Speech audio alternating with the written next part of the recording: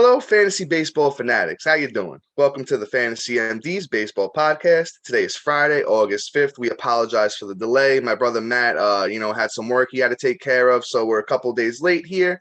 But this is our 43rd episode. If you guys enjoy the podcast, you like what we're doing over here at the Fantasy MDs, we just ask that you give us a little 5-star review and write a little, something wherever you listen. If you're watching on YouTube, you just tap the little bell every time we drop a new video. You'll be alerted. Other than that, we are extending the giveaway one more to the next episode, which will probably be announced on Monday. So, guys, you still got a little bit of time to get your entries in there. And I'm your host, as always, Dominic Martino, here with my co-host, my brother, partner in crime, Matthew Arnay. Matt, how are you doing today, brother? Doing great. Outside of traveling across the country the last couple of days. No, you've been a busy man. Yeah, finally home, but then, now leaving for vacation. So, we're trying to bring this to you quick, ladies and gentlemen. Yeah, we're going to, guys, this one might be a little bit of a quicker episode. So, just stay tuned, pay attention, and we got you covered. So we haven't been with you since the end of the trade deadline. So the finger on the pulse today is we're going to talk about these big trades. The obvious one that we got to talk about first is Juan Soto heading over to the San Diego Padres. He brought his buddy Josh Bell with him. The Padres give up Mackenzie Gore, CJ Abrams. I forget the first names of Wood and Susana, but the kid Wood is supposed to be very, very good. I will get you his first name at some point here. And Luke Voit also goes, to the Nationals. And the Padres also picked up Brandon Drury. So, Matt, what are your thoughts here on this one? I mean, the team itself is fantastic at this point. I mean, the Soto ad is incredible. The fantasy implications for him and Bell are just going to be outrageous. Now with that lineup, especially when Tatis comes back too, it's just going to be outrageous. I'm hoping that, now that Soto has kind of left the bad juju in Washington, he's going to take a second half leap and kind of take it down and kind of knock everybody out the park and be that number one outfielder that I had him projected to be. Bell is probably going to keep doing what Bell does until he doesn't. He's doing great. I'm just not a big fan. I don't think he lasts keep doing it, but hey, if he's an outlier year, it's great. It's going to be great actions for him. Just I would ride it out until it's no more. And then on the other side for Washington, I just feel that they scooped up a lot of big prospects. Washington hopefully can rebuild around Mackenzie Gore and all these other little prospects they got. And for Voit, I just think his fantasy value in any league at this point is pretty much just shot. It's done. I don't think he holds any worth at this point. He's just an outright drop for me. So. Yeah, I'll be honest with you. Luke Voit has really disappointed big time this year. We here at the MDs had big expectations for him, and he's between being hurt and now traded to the Nationals. The outlook is very, very bad. I'll say this, in your deeper leagues, maybe you want to hold and see. Maybe he rights the ship there in Washington and figure something out. Not very likely. The counting stats are definitely going to go down, not that they were any good as of, late anyway. I'll chime in with Josh Bell, though. I do like Josh Bell's outlook. He's a career 267 hitter. He's got some power. No, 267. He is having a sexy year, though. He's batting 303, 14 bombs, 58 ribbies, 55 runs. I think he's a power guy. I think he's going to help you in batting average as well. And now, he's headed to a team where he's going to hit, probably like maybe 6th, 5th. He's going to drive in all of those, guys ahead of him, Soto, Tatis, Manny, and it's a good outlook. I do want to point out this kid, James Wood, for, dynasty leagues and things like that. He was the main reason that this got done, supposedly. Supposedly the Padres really wanted this kid. He's a career 336 hitter in the minors.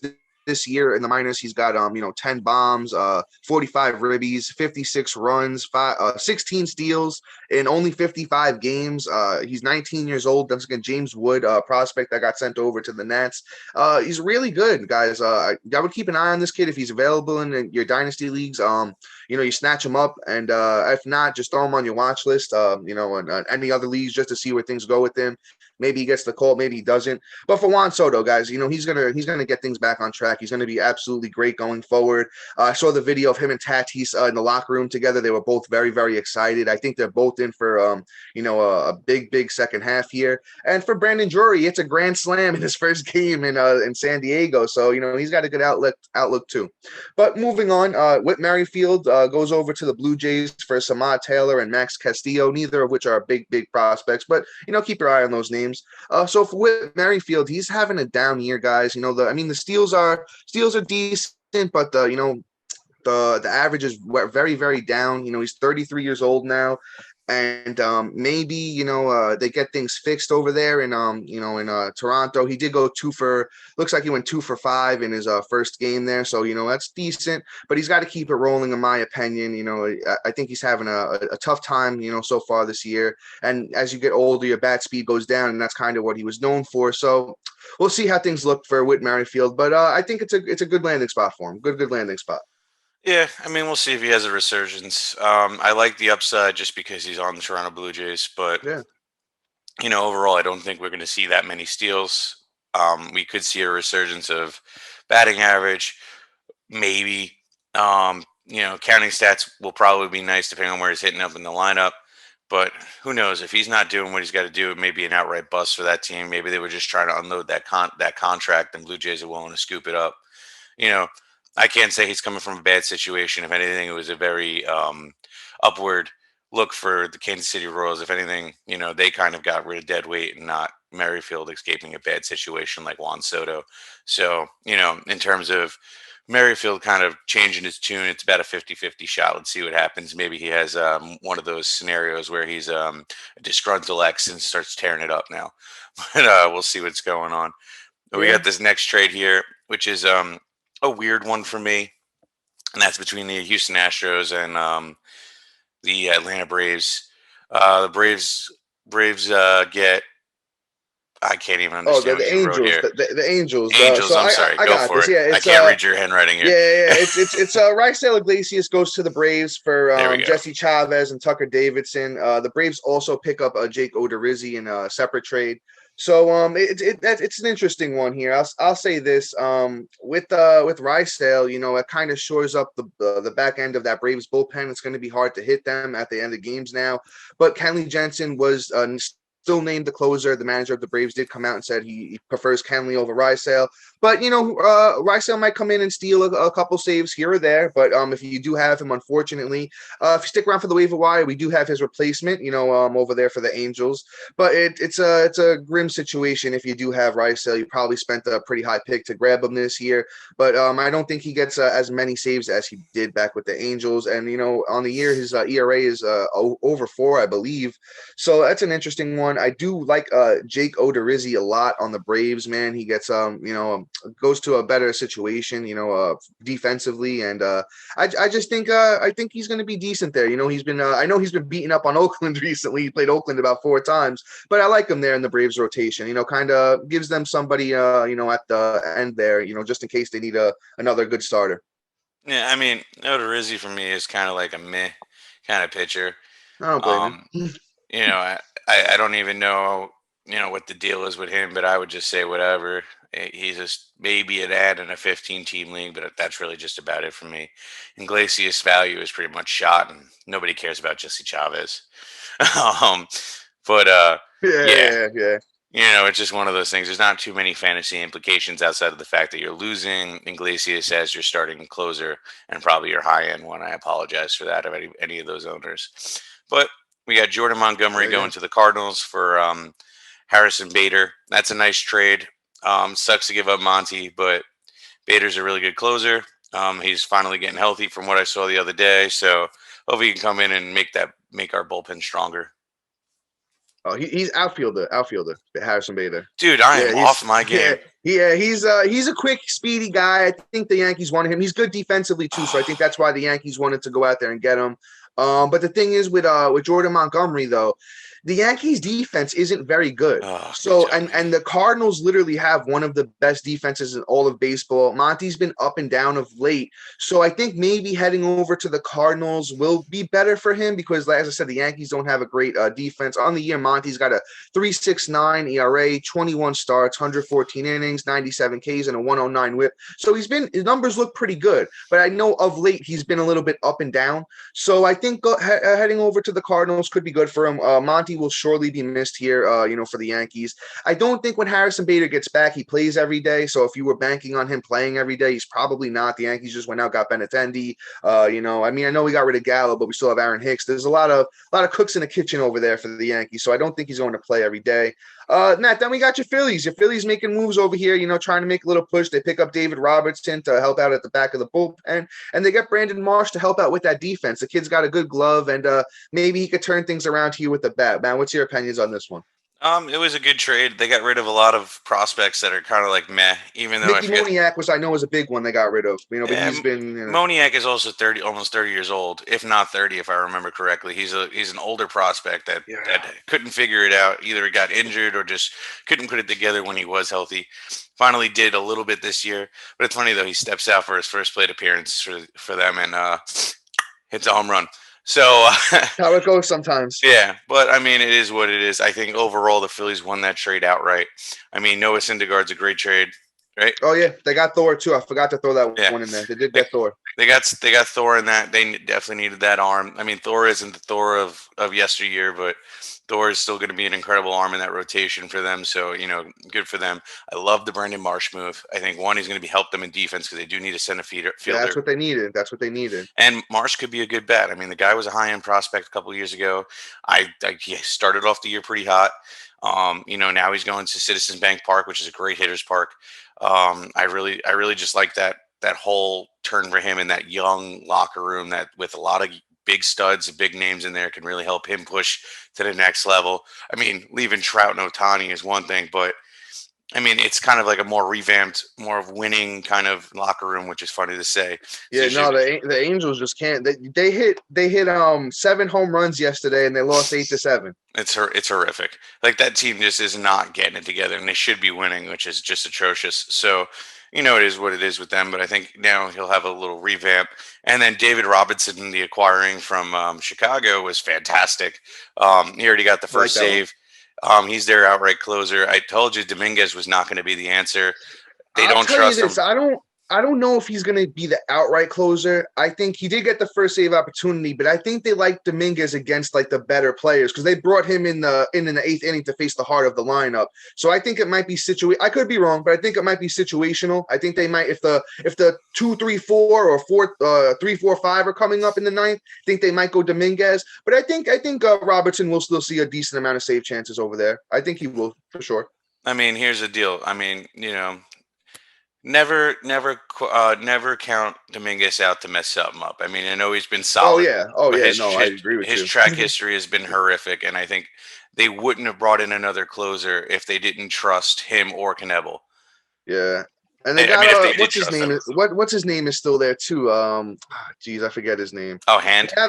They have a lot of cooks in the kitchen. Is the way I'll say it. It's they're just trying to find an answer, and I think the answer may be Robinson. Robinson has a good track. He's very good. Yeah, he's very good. I think he even was on the Phillies at one point a couple of years ago.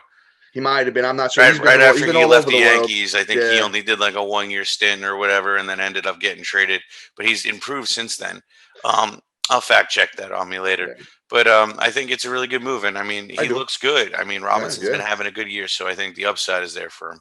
Definitely, for sure. I agree with you on that. So we got 2 more we'll finish up with here. Joey Gallo heads to the Dodgers. Once again, I don't think the guy's going to play every day, but there is a chance if he was dropped in any of your leagues, he could get it going. Joey Gallo can get it going in 3 seconds. The guy hits like 8 home runs in a week, and then he drops off again. So he might be a juice to orange situation. If you see him hitting a couple home runs, you might want to snag him. And then Eric Hosmer goes to the Red Sox. That one's kind of not really actionable. Just did want to throw that went on there because, it's Eric Hosmer. He plays a decent first base, and he might get a lot of playing time over there in Boston. Just keep your eye out for Eric Hosmer. Maybe. All right, guys, we got news and notes here, Matt. You know the deal. We're just going to run through this one pretty quickly. So Clayton Kershaw was removed from his start yesterday with back tightness. He's going to go for an MRI. I bet you he hits the IL. That's he's had back problems the last few years, but that means Dustin May probably comes up and takes his spot, guys. Last chance to go get Dustin May if he's available in any of your leagues. Ozzie Albies, so with that broken foot, he started baseball activities. The Braves are saying he could be back by September for a playoff run for you guys in fantasy. Rafael Devers was activated from the IL after missing 10 days with hamstring inflammation. Just keep an eye on him. He's been a little bit banged up of late. I hope he could keep it healthy going forward for the rest of the season. Bryce Harper had those pins removed from his thumb. He's ramping up baseball activities. They're saying he could be activated late August, early September, so keep an eye out for that. Luis Robert was activated from the IL finally. He played yesterday. David Bednar is day-to-day with the sore back. Yeri De Los Santos, guys, I've been telling you about him. He's the backup there. Might get a couple saves while Bednar's out. Tarek Skubal hit the 10-day IL after he was removed from his start Monday due to left arm fatigue. I don't like the sounds of that. Young pitcher who hasn't pitched a lot of innings in his career. Maybe it's starting to build up this year. Was having a great year, by the way, Tarek Skubal. John Gray is going to miss 4 to 6 weeks with an oblique strain. That's a tough one. I know we were touting him a lot here on this podcast, and he was absolutely dominating. So that one stinks. George Springer is still day-to-day with an elbow issue. He's been having a tough year with injuries. Lance McCullers working his way back. He went from that forearm strain. He went 3.1 innings, gave up 2 runs. His velocity is up, by the way, so that's a good sign. Through 76 pitches, they're saying could need one more rehab start, and then he'll be back. Justin Turner heads to the 10-day IL with abdominal tightness, retroactive to July 30th.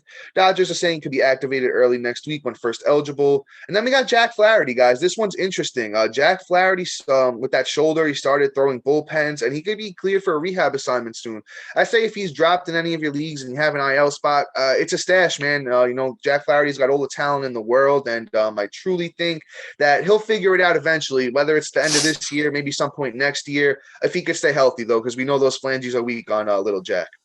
So with that being said, we'll head into the waiver wire. And Matt, I'm going to let you lead off with this one because I know you've been waiting for this guy to get the call, and he finally got it. Yes, sir. And that's Mr. Miguel Vargas, the number 1 prospect for the Dodgers organization. Kid has been incredible in the minors. Let me see if I can pull up his stats real quick because, oh my God, it's delicious. He's just killing it. So he had a slash line of 291, 382, 497. Over the year, he has. All right, let's just do this. Sorry, everybody. I'm just not here today. I got you, Matt. If you want me to read it off here for you real quick. Thank you, sir.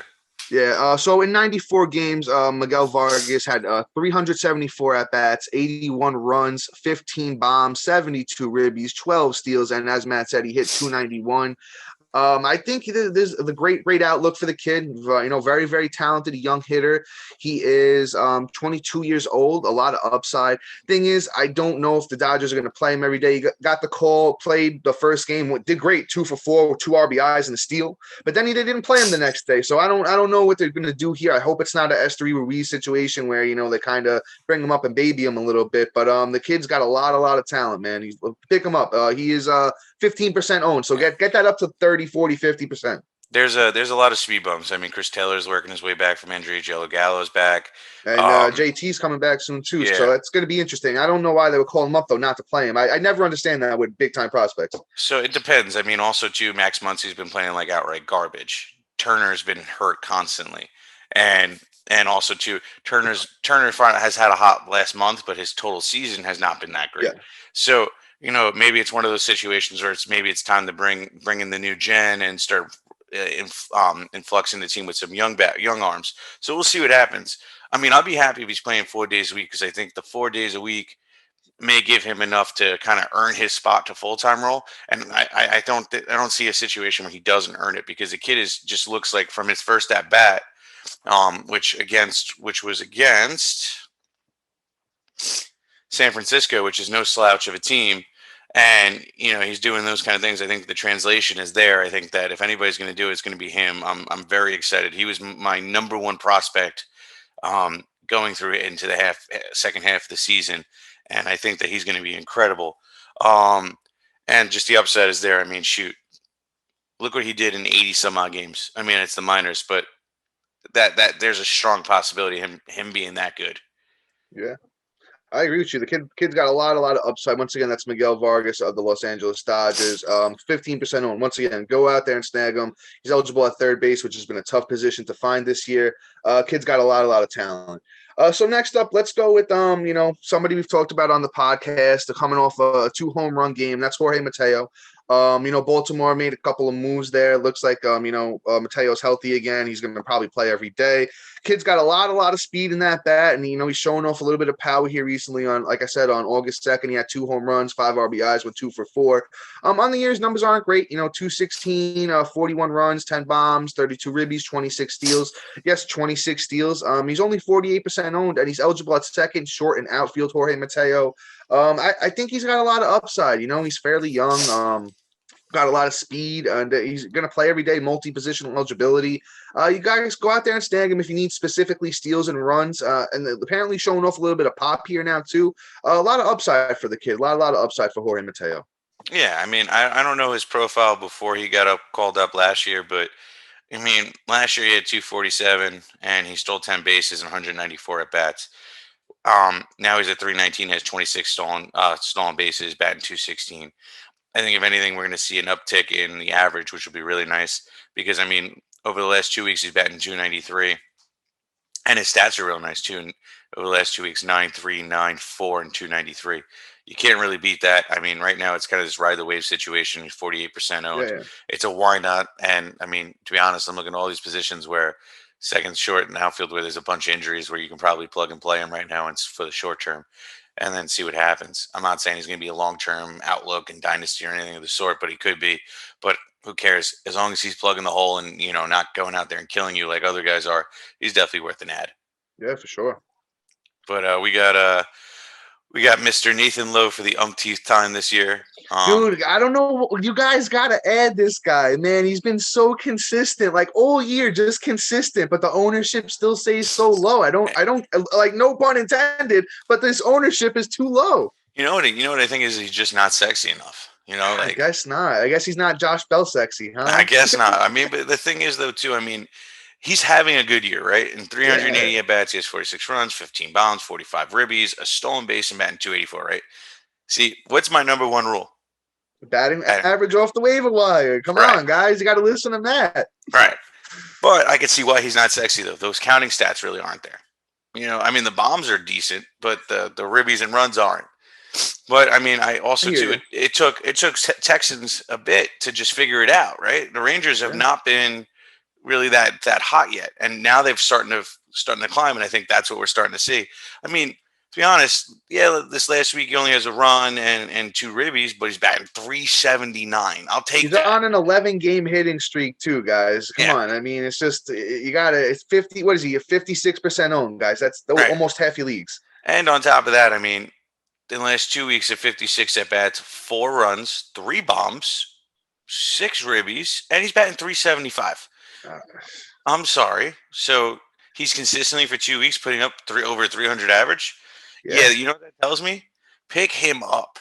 Yeah, Make that your deal. I don't know what's going on with Nathaniel Lowe. This must be like the 5th or 6th time I've thrown him on the show, because he's been so consistent. As I mentioned, if I didn't have like 3 first basemen in most of my leagues, because I don't know, I'm hoarding first baseman apparently, I would already have him on my teams. He's super consistent, 26 years old, and he was a high-end prospect coming up. He's finally figuring everything out. Last year he had 264, 18 bombs, 8 steals, so we could see more steals. The counting stats weren't great for him last year either, with 75 runs, 72 ribbies. That's probably more of where he's hitting in the lineup than anything else, if I'm going to be honest with you. But I truly think you need to go out there and grab Nathaniel Lowe once again of the Texas Rangers. So we'll move on to our last guy here. Once again, somebody we've talked about before, but he's heating back up again. All-star for the New York Yankees. That's Jose Trevino. The guy's talented. He's playing almost every day for the Yankees at catcher. If not, at least like 4 or 5 times a week. He's got home runs in his last 2 games, and he had 2 home runs on August 1st. So it looks like that power is starting to creep out. He's only 17% owned on Yahoo. I know somebody out there needs a catcher, and in those 2 catcher leagues, if you're hurting for a second catcher, Jose Trevino's probably out there. On the year, Trevino's got 204 at bats, 29 runs, 10 bombs, 34 ribbies, 2 steals, hitting 265. He's chipping in every category at that point, in those limited number of at bats. So if he did get, full-time work, all of those numbers would be elevated even more. He plays on a great New York Yankees team. That's really it. Just go out there and stank Jose Trevino, guys. 17% owned on Yahoo once again. Yeah, I like Trevino a lot. I mean, not just because I'm a biased Yankee fan, even though I am. Well, I mean, I'm just looking at his last 2 weeks, right? And this is kind of how I always judge everything, because baseball is a matter of, who can you ride the hot hand and kind of just keep it going and manufacture a win, right? So at the catcher position, when you're looking for production, this is what you're looking for, right?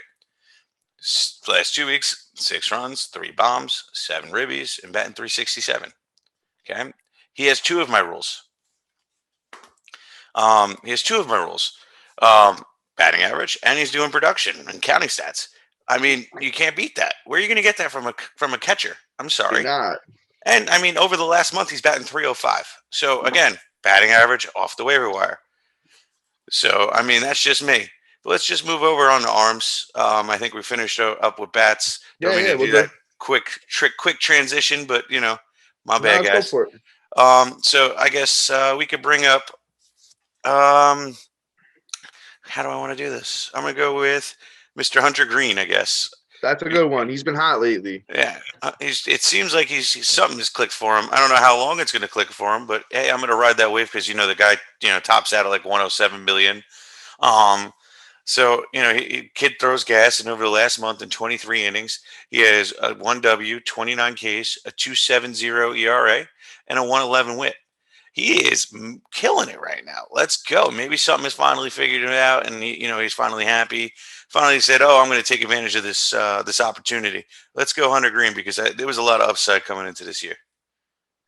Yeah, man. I'll say this. I know that he's played the Marlins twice recently, so that definitely helps get you right. But you know what? Before that, on July 9th, he went out against Tampa Bay, which is a decent team. 6 innings, 9 Ks. Gave up a run on a 1.17 WHIP. So he's figuring things out. He's still very, very young. He's got a lot of upside, as Matt said. He's a flamethrower. Throws a lot of gas. And he's 41% owned on Yahoo. He does get Milwaukee his next time out, which is a so-so matchup. In Milwaukee, though, Milwaukee's a little bit more of a hitter's park than a pitcher's park. So, let's see how that one goes. If he does good against Milwaukee, then you know what? I say he definitely gets the ad, and you keep it rolling into the second half here. I haven't heard of an innings limit yet for him. He has thrown 102 innings, 127 Ks. He is a young kid, but who knows? Maybe Cincinnati lets him go. So, that's a Hunter Green there. Let's move on to someone that just got traded. We've been talking about him on the podcast a lot recently, and that's Jose Quintana. Goes to the St. Louis Cardinals. Very, very, very good defensive team. So I think there's a lot of upside here for him. On the year, Jose Quintana's got 109 innings, 96 Ks, 3 wins, a 3.39 ERA, and a 1.23 WHIP. I think that WHIP goes down. I think the ERA probably stays about the same. He's not a K per 9 guy, but the Ks are decent. The wins are what's going to really, really go up here. He's 34% owned on Yahoo. Jose Quintana, he was great for the Pirates. I don't see any reason he can't continue this going forward with a better team, better defense, more opportunities for wins. He does go to Coors Field for his next outing, so be careful with that one, and I wouldn't hold it against him if he did bad, but I think there's a lot of upside here with Quintana going over to the Cardinals. Definitely a good ad for this week. Yeah, I mean, Quintana, we talked about him last week. He is a hit or miss kind of guy, but he has been performing. So, I mean, hey, let's roll him out there and see what's going on with him. He's all reliable. And I mean, Cardinals are a good team, so he's got a good team behind him that's going to be able to play D and get him some W's, which is the one thing I feel he's lacking, especially since he was on Pittsburgh prior to this. So maybe he can get that up and bring some fantasy value till either his phalanges give out or he gives out. Let's see what happens first. But he's a ride the wave kind of guy at 34% owned. But Yeah. So I know you don't. I know you don't like the next guy too much. So We'll do a little rant about him because we've talked about him a little bit, in this episode already. But that's Jake Odorizzi, guys. Going over to the Atlanta Braves. I like the outlook. Good defense. They know how to manage their pitchers. They're very good with things like that. On the year, Odorizzi's got a 3.75 ERA, 1.15 WHIP, 60 innings, 46 Ks. So he's not really a K per nine type of guy, but he will contribute. The division is a very good division to pitch in. A couple good teams to beat up on over there. Like the Marlins and teams like that. But I'll tell you this: I just think it's a decent outlook going forward for Odorizzi. Not the top ad for this week, but 24% owned. You could snag him in most of your leagues. yeah, I mean, so his next start is going to be against the Mets. You That's a can. tough one. Tough one. It's definitely a tough one. I mean, and this is where I say, and this is why I'm not a fan. I'm not saying he's going to be a bad. He's not going to be a bad streaming option. Maybe not this week, but he's somebody to definitely keep your eye on. Because last week against Arizona, because he's going to have that light matchup, he had 8 Ks and 0 ERA with 0.57 WHIP. But against the Phillies, 10.8 ERA. Against Washington, terrible team, 5.06 ERA. And then against St. Louis, 11.25. So this is why I don't like the signing. I think it was the mediocre trade of the week. It's one of those things where it's just like, hey, he's going to be the bottom of the barrel kind of guy and kind of fill a spot and kind of be like that veteran that comes in and they can kind of trust going in and hopefully not lose the game for him. But against good starts, like you see, like Arizona, like a good matchup. And since Dom said, hey, they're going to play the Marlins twice a year, who have nobody, especially with, Jazz being hurt and Sanchez just underperforming since that hot start this year. Um, there's some nice upside, and he's going to play Washington, who now just unloaded Yeah. the only bat Yeah. on that team. So At worst, he's a streamer. At worst, you stream yeah. him against those good matchups. Yeah, so you just look out for that, and then you kind of just roll from there. He's definitely somebody to keep right here in the back of your head, and let's check out his things on Monday. Like, who's he going to pitch, and then boom, scoop him up. But other than that, it is what it is. Yeah, But so let's wrap up with some closers here, and guys, we got some new closers for you. Guys that you can go out there and pick up in most leagues, and with the trades that have happened, there is some openings here. So let's start off with Felix Batista of the Baltimore Orioles. Baltimore's been very, very competitive over the past couple of months, and it looks like they trade Jorge Lopez over to Minnesota. Felix Batista is going to step up as a closer there. On the year, Batista's got some great numbers: 44.2 innings, 60 Ks, 3 saves, 3 wins, 1.81 ERA. And a 0.87 WHIP. Absolutely beautiful numbers for Felix Batista. He's 49% owned in Yahoo. That number's only going to climb up and up and up. I don't know if he's going to be super trustworthy back there, but the numbers are supporting that he's been good on the year. He's a big K guy, and I know it's a tough division to pick. To pitch in there, in the AL East. But hey, man, he's been doing great so far this year. They've already trusted him with 3 saves. You can go out there and snag Felix Batista in half your leagues. Yeah, I mean, he's definitely worth it. He's been solid. But let's move on to the next guy because I think you covered everything on that, and Yeah. that's Rowan Wick. He seems to be lining up as the next guy to step up and take the closing job.